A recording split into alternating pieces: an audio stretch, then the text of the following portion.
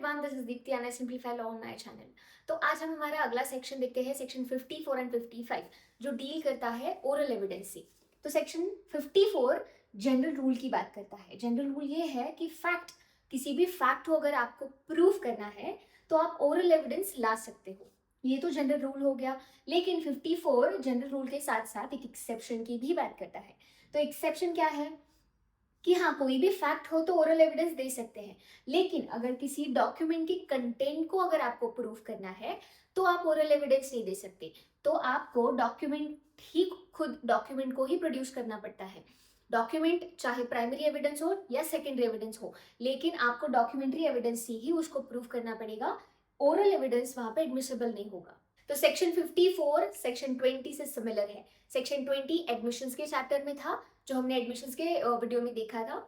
Section 20 में यही बात करता है कि अगर आपको कोई ओरल एडमिशन देना है किसी डॉक्यूमेंट के कंटेंट से रिलेटेड, तो आप ओरली एडमिट नहीं कर सकते। आपको एडमिशन के लिए डॉक्यूमेंट खुद प्रोड्यूस करना पड़ता है, चाहे वो डॉक्यूमेंट प्राइमरी एविडेंस हो या सेकेंडरी एविडेंस हो, लेकिन आपको डॉक्यूमेंट्री एविडेंस से ही वो एडमिशन देना पड़ेगा। तो section 20 is very similar with section 54।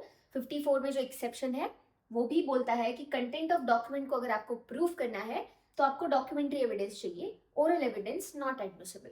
अब हमारा अगला सेक्शन देखते हैं, सेक्शन 55, जो बात करता है oral evidence can be direct. Oral evidence तभी एडमिसिबल होगा अगर वो डायरेक्ट होगा, यानी हियर से एविडेंस, इसी का सुन के अगर हमने जाके कोर्ट में बोला तो वो हियर से एविडेंस में आता है, जो जनरली नॉट एडमिसिबल है।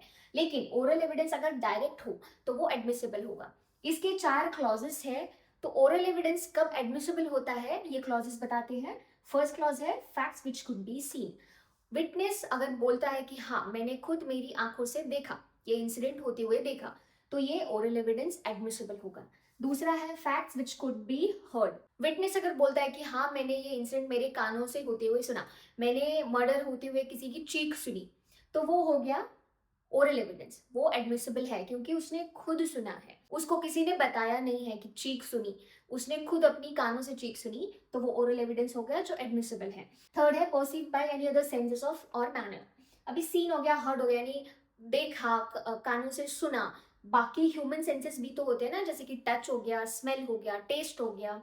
तो अगर ऐसे सेंसेस से अगर आप कुछ चीज परसीव करते हो और कोर्ट में जाके बताते हो, तो वो भी ओरल एविडेंस एडमिसिबल होगा। तो फोर्थ क्लॉज है ओपिनियन एंड इट्स ग्राउंड्स।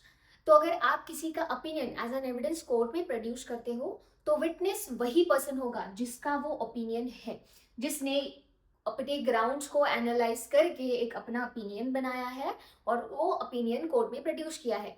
तो जिसका ये ओपिनियन है और जिसने ये ग्राउंड्स को एनालाइज किया है, वही पर्सन विटनेस बन सकता है और उसी का जो ओपिनियन है वो एडमिसिबल होगा। फॉर एग्जाम्पल, किसी डॉक्टर का कोई ओपिनियन है मेडिकल साइंस से रिलेटेड, वो ओपिनियन मैंने कहीं सुना और मैं कोर्ट में जाके बोलती हूँ कि हाँ, ऐसा ऐसा एक ओपिनियन है, तो क्या वो एडमिसिबल होगा? तो नहीं, क्योंकि ये मेरा खुद का ओपिनियन नहीं था, ना ही मैंने अपनी कुछ ग्राउंड्स है जिसको एनालाइज करके ओपिनियन बनाया है, नहीं, ये किसी और का ओपिनियन है, तो वो खुद पर्सन ही विटनेस हो सकता है, मैं नहीं।